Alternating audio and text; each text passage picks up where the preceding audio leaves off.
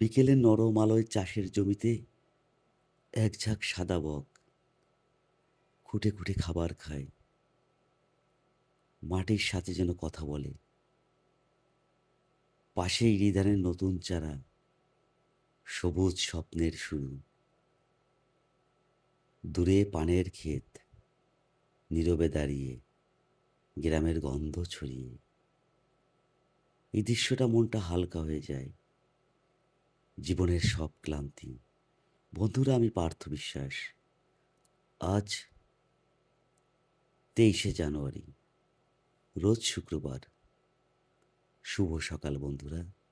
নিশ্চয়ই আপনারা সকলে ভালো আছেন। আপনাদের শুভকামনায়। বন্ধুরা, আমার ভিডিওটি কেমন লাগলো? যদি ভালো লেগে থাকে তাহলে একটা লাইক, কমেন্ট, শেয়ার করে দেবেন। আপনাদের সকলের শুভকামনায়।